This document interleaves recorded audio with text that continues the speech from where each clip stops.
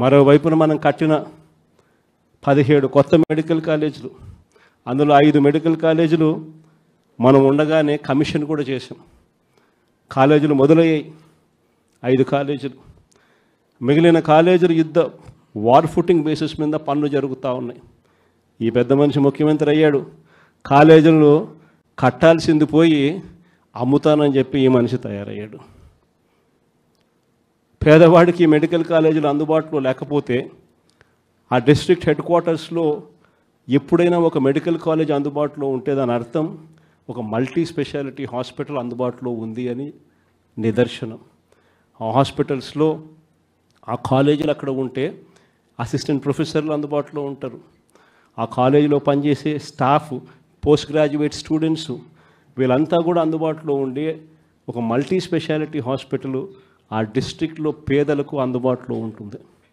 ఎప్పుడైతే ఈ medical college అక్కడ అందుబాటులో ఉంటుందో, గవర్నమెంట్ మెడికల్ కాలేజ్ అందుబాటులో ఉంటుందో, అప్పుడు ప్రైవేట్ రంగంలో ఉన్న ఏ హాస్పిటల్ కూడా పేదవాడిని ఎక్స్ప్లాయిట్ చేయని పరిస్థితిలోకి వస్తాయి.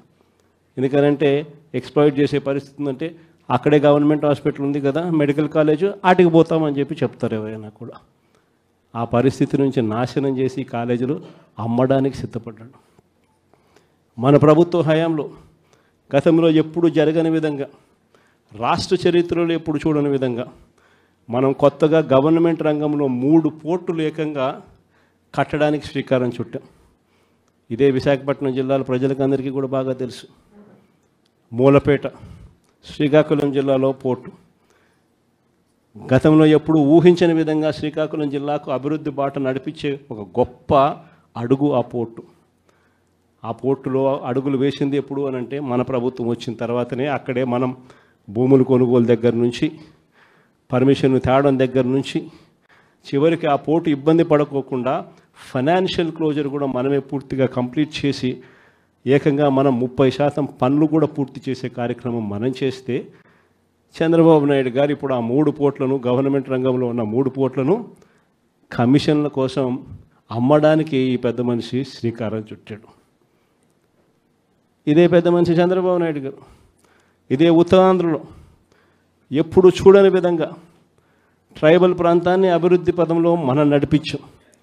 ట్రైబల్ ప్రాంతంలో ఒక ట్రైబల్ ఇంజనీరింగ్ కాలేజ్, ట్రైబల్ ప్రాంతంలో ఒక మెడికల్ కాలేజ్, ట్రైబల్ ప్రాంతంలో ఏకంగా 5 సూపర్ స్పెషాలిటీ హాస్పిటళ్ళు ఐటీడీఏ పరిధిలో, ఏకంగా సాలూరులో ఒక ట్రైబల్ యూనివర్సిటీ కూడా అడుగులు వేగంగా మనం ముందుకు వేయి చేస్తే ఈ పెద్ద మనిషి పూర్తిగా వాటి పనుల గురించి ఈరోజు పట్టించుకునే పరిస్థితులు ఎవడూ లేని పరిస్థితులు ఈరోజు ట్రైబల్ ప్రాంతం కనపడతా ఉంది. ఈరోజు భోగాపురం ఇంటర్నేషనల్ ఎయిర్పోర్ట్ మనందరికీ కూడా పరిచయం. ఆ పనులు 5 సంవత్సరాలు చంద్రబాబు నాయుడు హయాంలో పనులు మొదలు కాల. బ్యాలెన్స్ ల్యాండ్ అక్విజిషన్ పూర్తి ఎప్పుడైంది అని అంటే అది మన హయాంలో. ఆ ప్రాజెక్టు శంకుస్థాపన ఎప్పుడు జరిగింది అని అంటే మన హయాంలో. ఆ ప్రాజెక్టు 30% పనులు ఎప్పుడు పూర్తయ్యాయి అని అంటే అది మన హయాంలో. ఏదైనా కూడా విశాఖపట్నం కానీ, ఉత్తరాంధ్రకు కానీ, రాష్ట్రంలో మరొక చోట కానీ, ఇంకొక చోట కానీ ఎక్కడైనా అభివృద్ధి పథంలో పనులు ఏదైనా జరిగాయి అని అంటే, చివరికి నాడు నేడుతో స్కూళ్ళు సైతం అభివృద్ధి ఎప్పుడు చెందాయి అని అంటే అది ఒక్క వైఎస్ఆర్సీపీ ప్రభుత్వ హయాంలోనే. ఈరోజు అన్నీ కూడా నాశనమైపోయిన పరిస్థితి కనిపిస్తూ ఉన్నాయి. ఈ పెద్ద మనుషులు అన్ని రకాలుగా కూడా వ్యవస్థలన్నీ నాశనం చేశాడు. ఇచ్చిన హామీలు ఏవి కూడా నిలబెట్టుకునే పరిస్థితిలో లేక ఈ పెద్ద మనిషి ప్రతిదీ కూడా ప్రజలను వెన్నుపోటు పొడిచే కార్యక్రమే చేస్తూ ఉన్నప్పుడు ఆ టాపిక్ నుంచి ప్రజలను డైవర్ట్ చేసేందుకు ఏ ఒక్కరూ కూడా ఆయనను ప్రశ్నించే స్వరం వినపడకుండా చేసేందుకు ఈ పెద్ద మనిషి చేస్తూ ఉన్న పాలన భయానక పాలన సృష్టించడం. ఆ భయానక పాలన సృష్టించడంలో భాగంగా ఈరోజు రెడ్ బుక్ రాజ్యాంగం నడుస్తూ ఉంది. ఈ రెడ్ బుక్ రాజ్యాంగంలో ఎవరైనా కూడా గొంతు విప్పుతారు చంద్రబాబు నాయుడుకు వ్యతిరేకంగా అని చెప్పి ఎక్కడ చంద్రబాబు నాయుడు గారికి అనిపించినా వెంటనే ఆ మనిషి గొంతు పట్టుకోవడం, ఆ నులిపేయడము అనేది ఎలా అనేది మాత్రమే చేస్తూ ఉన్నారు. మొట్టమొదటిసారిగా చూస్తూ ఉన్నాం మ్యానుఫ్యాక్చర్డ్ విట్నెస్లు.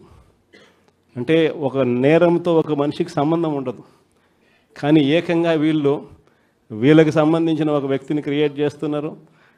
ఆయన చేత ఆయనను అప్రూవర్ అంటున్నారు, ఆయన చేత ఇష్టం వచ్చిన మాటలు మాట్లాడిస్తున్నారు, ఒక ఎవిడెన్స్ మ్యానుఫ్యాక్చర్డ్ ఎవిడెన్స్ క్రియేట్ చేయిస్తున్నారు, ఆ మనిషితో ఈ మనిషి పేరు చెప్పిస్తున్నారు, ఈ మనిషిని ఇలా అరెస్ట్ చేస్తూ ఉన్నారు. ఇంతవరకు ఎప్పుడు హిస్టరీలో ఇటువంటి కార్యక్రమాలు ఎప్పుడు జరగల. ఒక తప్పుడు సాంప్రదాయానికి పెద్ద మనిషి చంద్రబాబు నాయుడు గారు ఈరోజు బీజం వేస్తూ ఉన్నాడు. ప్రతి నియోజకవర్గంలో కూడా పాత కేసులు ఏమేమి ఉన్నాయని చెప్పి తవ్వుతున్నారు. ఆయన పాత కేసులలో ఇప్పుడు మన ఎమ్మెల్యే క్యాండిడేట్లను ఎలా ఇరికించాలి అని చెప్పి, ఆ కేసుల్లో ఎలా ఇరికించాలి అని చెప్పి ఇప్పుడు చూస్తూ ఉన్నారు. ఏ తప్పు జరగకపోయినా కూడా యాక్టివ్గా ఎవడైనా కార్పొరేటర్ ఉన్నా, ఎవడైనా ఎంపీటీసీ ఉన్నా, ఎవడైనా జెడ్పీటీసీ ఉన్నా, లేకపోతే ఎవరైనా లీడర్ ఉన్నా సరే విజిలెన్స్లో ఎలా ఇరికించాలా, తప్పుడు కేసు ఎలా పెట్టించాలా అనే సంస్కృతితోనే ఈరోజు పాలన సాగుతూ ఉంది. నేను ఒకటి చెప్తా ఉన్నా, ఈరోజు కష్టంలో ఉన్న వైఎస్ఆర్సీపీ అన్నదమ్ములు నేను ఈరోజు చూస్తూ ఉన్నా. నేను మీ అందరికీ ఒకటే చెప్తా ఉన్నా, మీ అన్నగా, మీ తమ్ముడిగా, మీ బిడ్డగా ఒకటి చెప్తా ఉన్నా. నెక్స్ట్ వచ్చే జగన్ 2.0లో పరిస్థితి ఈ మాదిరిగా ఉండదు.